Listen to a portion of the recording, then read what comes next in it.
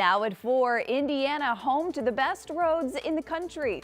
I had questions too. We'll explain. Still ahead. A massive arrest sweep in Indianapolis ends with more than 100 people in custody. I'm Ashton Hackman. Why police say operations like this help improve overall violent crime numbers in the city. And a line of strong to severe storms prompting several tornado warnings already back to our west, headed in our direction. I'll break down our latest storm timeline and potential threats. Hey everybody, it is Friday afternoon. It is 4 o'clock. We have made it to the end of the work week and we are looking live at the North Split. Felicia, that means we are looking at the best roads in the nation. At least that's what they say. That's what they say. This new data comes from the U.S. Bureau of Transportation Statistics. Happy Friday. Okay, and we have some questions about this data. So we sent Samantha Johnson out onto the roads today to break this down and look for answers. Because when we first heard this morning, everybody was like, huh? Yeah, really? Where did that come from? I didn't believe it either, but I think I have it figured out now. Okay. So I hope this gives a little clarity to you. This report, like you were talking about, comes from the Journal of Consumer Affairs. They looked at 3 key factors. So road roughness, they have this index that they can weigh on rural and city streets, and then also the number of vehicle fatalities within a certain mile stretch of road. And Indiana came back with those scores with the best score for the 2nd year in a row, in fact. I know. Great. But I know what you're thinking at home, okay? How can this be? Surely you have seen the potholes in my neighborhood. You have seen all the construction around town. Yes, we have. In fact, I spent the day out on I-70, the rest stop in Greenfield. One family from Maryland who I met there today tells me, listen, Indiana potholes are nothing compared to the potholes out east because they have so much more snow and salt on their roads. Plus, INDOT says here at home, all that construction that we have to deal with is the reason our roads are #1. Absolutely. We don't close a road just because we want to close it. Our goal is to make it better than it was before. I mean, when you have a nickname like Crossroads of America, that comes with a certain level of expectation, right? INDOT, by the way, has 1,000 projects this year alone. So hang in there, folks. I know some people at home are still not convinced, okay? It's hard for me to believe this too, but that's okay because I met a group of guys from a motorcycle club in Ohio, actually, at this rest stop earlier today, who had a few things to say about Indiana's roads. They were not convinced we were the best in the country. So if you're kind of with them, you'll hear from them tonight at 6. Okay. I feel like we're all critical of our own roads, though, no matter which state you're from. They're never as good as you want them to. I have worked in a few different states, and every single state has complained about their roads. And just by the way, that's from the U.S. Bureau of Transportation Statistics. There you go. Because people are still like, wait, who said that? Yeah. All right. What are they talking about? Well, we look forward to your story coming up at 6 o'clock. All right, Sam. Now to one of the biggest stories of the day here in Indianapolis, a major arrest sweep across the city. The operation targeted some of the city's most wanted and violent offenders. IMPD calls it Operation Guardian. This was a big sweep, more than 130 arrests. Ashton Hackman shows us what was taken off the streets and how police say teamwork and community tips made it all possible.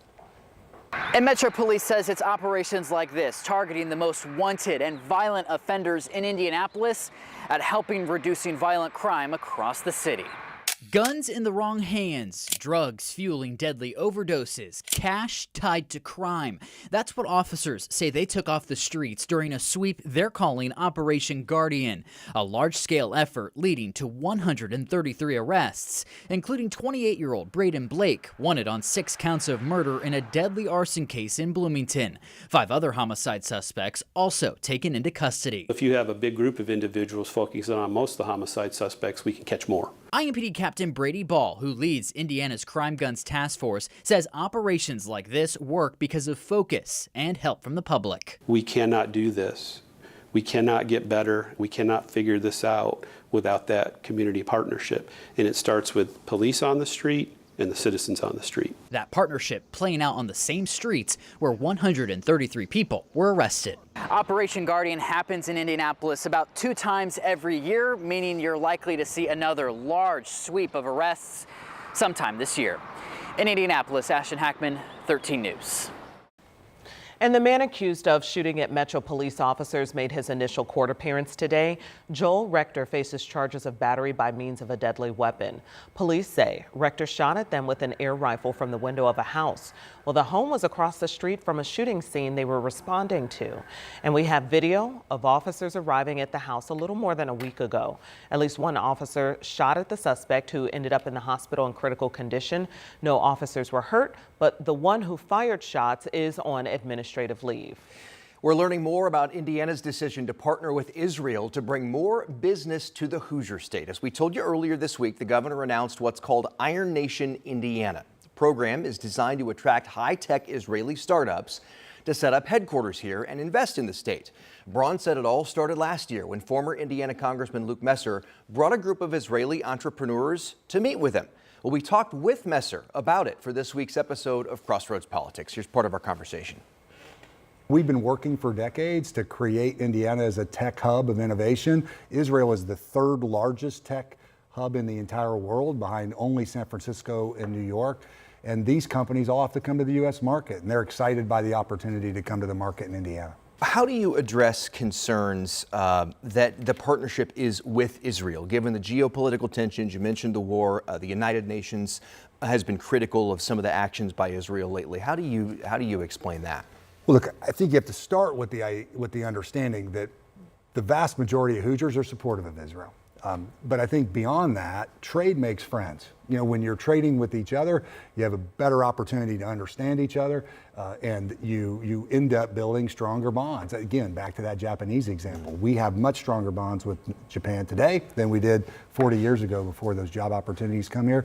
The real proof will be in bringing these businesses and bringing these jobs to the state of Indiana. It's important to say that the state's put $15 million in commitments forward, but these Israeli entrepreneurs have put more than $30 million forward, and there are strong commitments to make sure that there are Indiana jobs here, Indiana executives, and Indiana businesses that come from this work.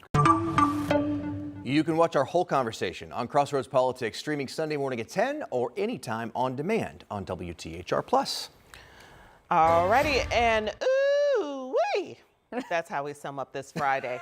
Is that how we do it? Ooh-wee.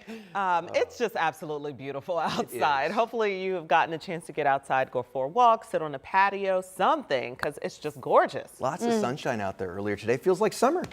I am headed to the patio as soon as I walk out the door here I love today. that for you. And welcome to the 4 o'clock, Lindsay. Thank you. Good to see you. I know, this is pleasant. I want to say thank you to Angela, who's going to be filling in on my weekend morning show, both Saturday and Sunday. That's why I'm here. A team player she is. Truly, it's going to be a tough one, especially overnight tonight. She's going to have an early morning because we've got some strong to severe storms that'll be possible, and the timing of this got pushed back just a little bit.